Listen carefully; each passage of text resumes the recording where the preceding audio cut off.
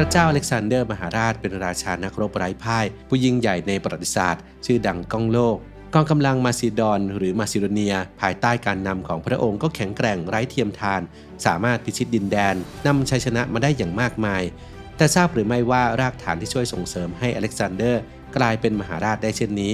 คือสิ่งที่พระบิดาอย่างพระเจ้าฟิลิปที่2แห่งมาซิดอนเป็นผู้ริเริ่มไว้พระองค์เป็นทั้งนักประดิษฐ์ที่ชาญฉลาดนักยุทธวิธีที่เชี่ยวชาญและนักการทูตที่ปราดเปรื่องนำพามาซิโดเนียไปสู่จุดสูงสุดของการเป็นมหาอำนาจในเมดิเตอร์เรเนียนปูทางให้พระโอรสไปสู่ความยิ่งใหญ่เหนือการเวลาไปติดตามเรื่องราวของฟิลิปที่2แห่งมาซิดอนพระราชบิดาผู้อยู่เบื้องหลังความสำเร็จกันครับ 1.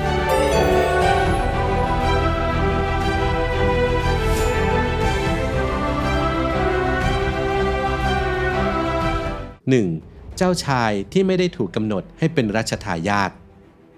พระเจ้าฟิลิปที่2แห่งมาซิดอนเกิดเมื่อประมาณ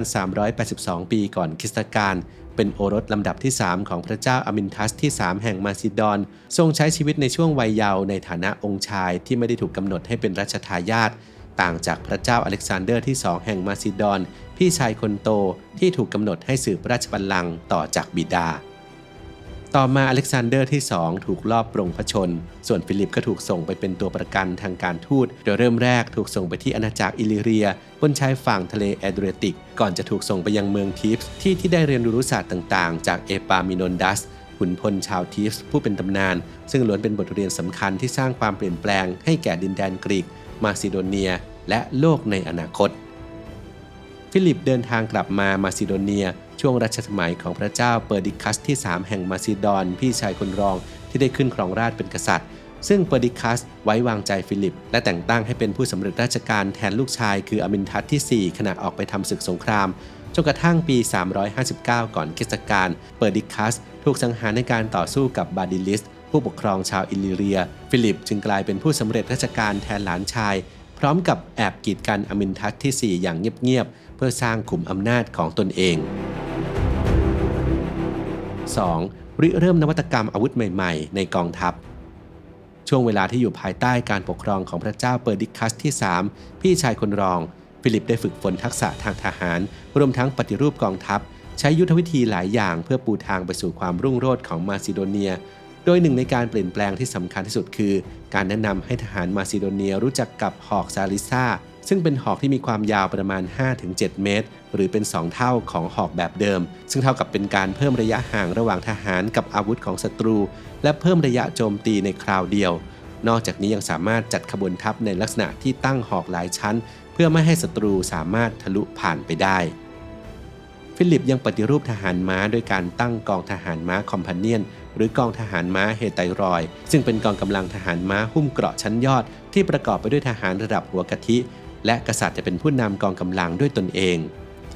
นอกจากนี้ฟิลิปยังคิดค้นการใช้อาวุธสงครามปิดล้อมด้วยการใช้เครื่องยิงหินคาตาพอลที่ขว้างหินใส่นครกรีกโบราณไบแซนเทียมเป็นครั้งแรกในประวัติศาสตร์ราว340ปีก่อนคริสตกาล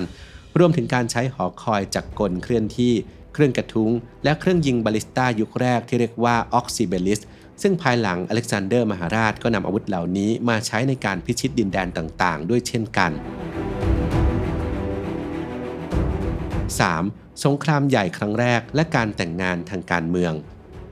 หลังจากยึดอำนาจมาจากหลานชายและขึ้นเป็นพระเจ้าฟิลิปที่2แล้วความกังวลทางการเมืองก็หันเหไปที่พวกอิลลิเรียซึ่งกลายเป็นภัยคุกคามพิเศษที่กล้าแกร่งมากกว่าเดิมและอาจสร้างแรงบันดาลใจให้ดินแดนอื่นลุกฮือต่อต้านอำนาจของมาซิโดเนียด้วยเหตุนี้ประมาณ358ปีก่อนคริสตกาลฟิลิปจึงนำทัพไปเผชิญหน้ากับกองทัพอิลลิเรียในหุบเขาเอริกอนซึ่งพระองค์สามารถเอาชนะศัตรูได้อย่างเด็ดขาดและสังหารบาดิลิสกษัตริย์ของอีกฝ่ายในสนามรบ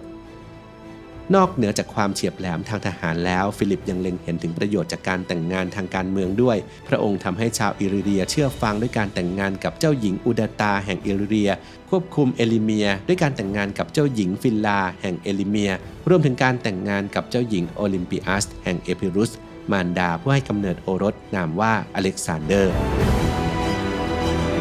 4. บุกยึดดินแดนกรีซ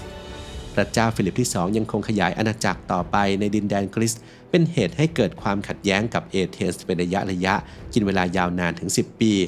เอเธนส์ก็ไม่สามารถหยุดยั้งกองทัพของพระองค์ได้ทำให้มาซิโดเนียเข้ายึดครองดินแดนใต้การควบคุมของเอเธนส์ได้อย่างต่อเนื่องสร้างความสูญเสียให้แก่นครรัฐกรีก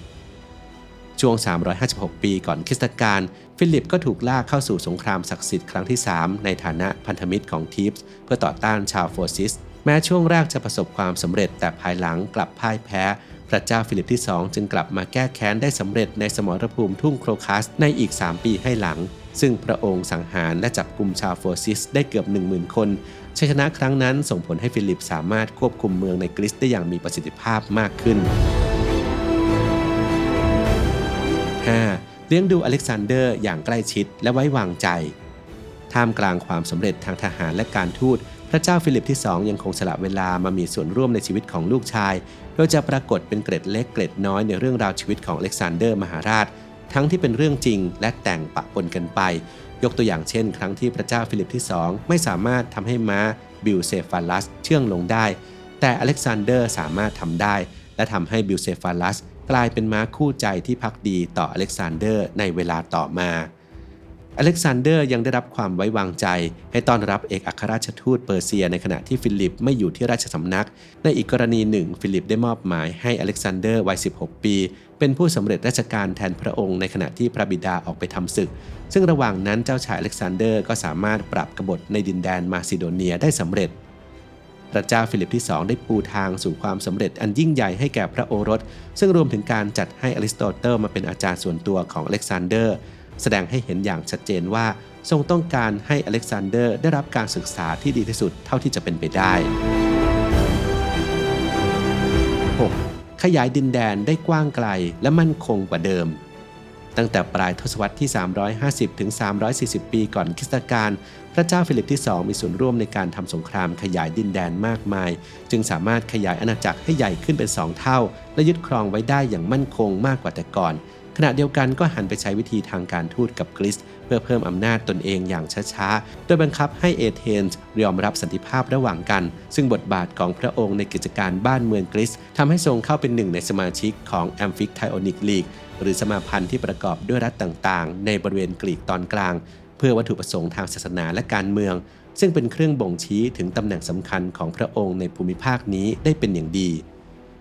แม้จะมีการลงนามสันติภาพแต่เอเธนส์ยังคงต่อต้านพระเจ้าฟิลิปที่2และเกรงกลัวในอำนาจที่เพิ่มมากขึ้นรัฐบุรุษและนักพูดที่มีชื่อเสียงเดมอสเทนิสเคยกล่าวสุนทรพจน์อย่างร้อนแรงถึง5ครั้งประณามพระเจ้าฟิลิปที่2ว่าเป็นเผด็จการที่จะทำลายกรีซเมื่อสบโอกาสนอกจากนี้ชาวเอเธนส์ยังส่งทูตไปเปอร์เซียเพื่อขอการสนับสนุนในการทำสงครามกับมาซิโดเนียแต่ก็ถูกปฏิเสธกลับมา 7. ปราบปรามกรีซให้อยู่ภายใต้การปกครองเดียวกันราว340ปีก่อนคริสตกาลพระเจ้าฟิลิปที่2พยายามปิดล้อมเมืองไบเซนเทียมซึ่งนับเป็นภัยคุกคามโดยตรงต่อการนำเข้าธัญพืชของเอเธนส์จากทะเลดำกระตุ้นให้ชาวเอเธนส์ต้องส่งเรือและเสบียงเพื่อขับไล่การโจมตีของฟิลิปที่2ซึ่งแม้จะบีบให้ล่าถอยกลับไปได้แต่ความสงบสุขในช่วงสั้นๆก็สิ้นสุดลงหลังจากที่มีการจัดระเบียบกองทัพใหม่และกลับมาเยือนแผ่นดินกรีซอีกครั้งในปีถัดมาเมื่อถึงจุดนี้แม้แต่อดีตพันธมิตรอย่างทีฟส์ก็ไม่พอใจและเลือกที่จะยืนหยัดร่วมกับเอเธนส์และเมืองอื่นๆอีกหลายแห่งเพื่อยุติอำนาจของพระเจ้าฟิลิปที่2แต่ความหวังในการเป็นอิสระก็ต้องยุติลงในสมรภูมิที่คาโรเนียในเดือนสิงหาคม338ปีก่อนคริสตกาลเพราะกองกำลังของมาซิโดเนียสามารถเอาชนะกลุ่มพันธมิตรได้อย่างเด็ดขาดน่าเสียดายที่รายละเอียดของศึกครั้งนั้นหลงเหลืออยู่น้อยมากแต่ที่ทราบแน่ชัดคือเจ้าชายอเล็กซานเดอร์ได้ขี่ม้าคู่ใจเข้าสู้สนามรบเคียงข้างพระราชบิดาชัยชนะที่คาโรเนียทำให้มาซิโดเนียกุมอำนาจเหนือพื้นที่ส่วนใหญ่ของกรีซโดยพระเจ้าฟิลิปที่2ยึดอำนาจออกคำสั่งทางการเมืองต่อนครรัฐต่างๆรวมทั้งการสร้างสันติภาพร่วมกันโดยมีพระองค์เป็นผู้นำอย่างมั่นคงผ่านสันนิบาตแห่งโครินธ์ซึ่งถือว่าเป็นครั้งแรกที่กรีซทั้งหมดรวมเป็นหนึ่งเดียวภายใต้ระเบียบการปกครองเดียวกัน 8. เพ่งเล็งเปอร์เซียเป็นเป้าหมายถัดไปจักรวรรดิเปอร์เซียซึ่งตั้งอยู่ทางตะวันออกของมาซิโดเนียต้องเผชิญกับการปราบปรามกบฏและเปลี่ยนแปลงระบอบการปกครองหลายครั้งทำให้บ้านเมืองอ่อนแอลงแต่ยังคงมีความมั่งคั่งฟุ่มเฟือยจึงกลายเป็นเป้าหมายที่น่าสนใจประกอบกับชาวกรีกเคยเคลื่อนไหวต่อต้านเปอร์เซียด้วยความเกลียดชังจากการถูกรุกรานมาก่อน พระเจ้าฟิลิปที่2จึงใช้ตำแหน่งในสันนิบาตโครินรวบรวมกำลังทหารกรีซเพื่อโจมตีเปอร์เซียโดยกองทหารชุดแรกจำนวนหลายพันคนถูกส่งไปทางตะวันออกเข้าสู่เปอร์เซียภายใต้การบัญชาการของพาเมนิออนแม่ทัพที่เก่งที่สุดของมาซิโดเนียและในช่วงที่ฟิลิปที่2สิ้นพระชนกองทัพของมาซิโดเนียก็เริ่มเข้ายึดครองเมืองที่เคยอยู่ในการปกครองของกรีกได้หลายแห่งในเอเชียระหว่างรอการรุกรานพระเจ้าฟิลิปที่2ได้แต่งงานกับสตรีสูงศักดิ์ชาวมาซิโดเนียนามว่าคลีโอพัตราเป็นชายาคนที่7เพื่อหวังมีทายาทเพิ่มเพื่อกรณีที่อเล็กซานเดอร์เสียชีวิตในสนามรบแต่สำหรับอเล็กซานเดอร์มันเป็นการส่งสัญญาณว่าพ่ออาจต้องการลูกคนอื่นมาแทนที่เขาผนวกกับข้อเท็จจริงที่ว่าหากคลีโอพัตราที่เป็นชาวมาซิโดเนียให้กำเนิดลูกชายแก่ฟิลิปที่2เจ้าชายองค์นั้นจะมีสิทธิ์ในบัลลังก์มาซิโดเนียอย่างถูกต้องตามกฎหมายมากกว่าอเล็กซานเดอร์ที่เกิดจากแม่ชาวเอพิรุสมีการโต้เถียงประเด็นนี้ระหว่างงานแต่งงานที่จัดขึ้นประมาณ337ปีก่อนคริสตกาลซึ่งอเล็กซานเดอร์ดูหมิ่นพ่อของเขาอย่างเปิดเผยทำให้เขากับแม่ต้องถูกเนรเทศไปยังเอพิรุสเป็นเวลาหลายเดือนก่อนที่อเล็กซานเดอร์จะถูกนึกถึงอีกครั้งเมื่อถึงเวลาที่คณะสำรวจเปอร์เซียใกล้จะออกเดินทาง 9. ถูกลอบปรงพระชนในเดือนตุลาคม366ปีก่อนคริสตกาลขณะที่พระเจ้าฟิลิปที่2กำลังเฉลิมฉลองในงานแต่งงานของพระธิดาในเมืองเอเก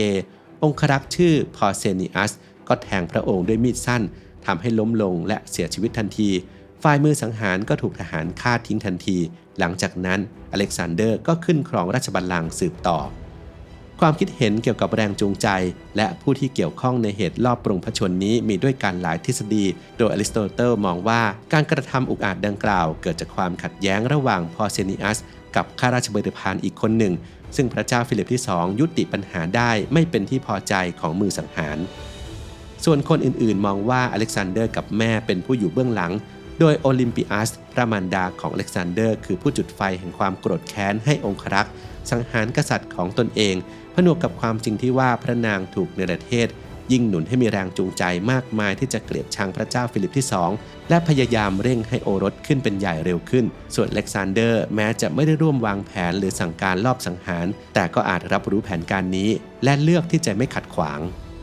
นักประวัติศาสตร์บางคนก็ตั้งข้อสังเกตว่าอเล็กซานเดอร์ไม่ได้ประโยชน์อะไรเพิ่มเติมจากการลอบสังหารนี้เพราะพระองค์เป็นรัชทายาทอยู่แล้วแต่ก็มีข้อโต้แย้งเกี่ยวกับนิสัยใจร้อนและไม่มีน้ำอดน้ำทนของอเล็กซานเดอร์นั่นเองที่อาจทำให้เขาไม่ยอมรอแต่ไม่ว่าจะด้วยเหตุผลใดก็ไม่มีการค้นพบหลักฐานที่เชื่อมโยงว่าอเล็กซานเดอร์เกี่ยวข้องกับการลอบสังหารนี้ 10. เบื้องหลังความสำเร็จของอเล็กซานเดอร์มหาราชหลังจากพระเจ้าฟิลิปที่2ถูกลอบสังหารร่างของพระองค์ถูกฝังไว้ที่สุสานในเมืองไอไกหรือเมืองเวอร์จิเนียในกรีซปัจจุบันซึ่งไม่เคยถูกแตะต้องรบกวนเลยจนกระทั่งเพิ่งจะมีการค้นพบในปี 1977 พระเจ้าฟิลิปที่2นับว่าเป็นผู้ที่ประสบความสำเร็จอย่างมากในภาระหน้าที่ของตนเองทรงขยายดินแดนและเปลี่ยนให้อาณาจักรมาซิโดเนียกลายเป็นหนึ่งในมหาอำนาจที่ยิ่งใหญ่ที่สุดในทะเลเมดิเตอร์เรเนียนทั้งจะเป็นผู้ปฏิวัติการทำสงครามที่ส่งผลสืบเนื่องต่อมาในอีกหลายศตวรรษและที่สำคัญคือทรงเป็นผู้ที่วางรากฐานและเตรียมความพร้อมสำหรับการพิชิตไปสู่ความยิ่งใหญ่ของอเล็กซานเดอร์มหาราชผู้เป็นลูกชาย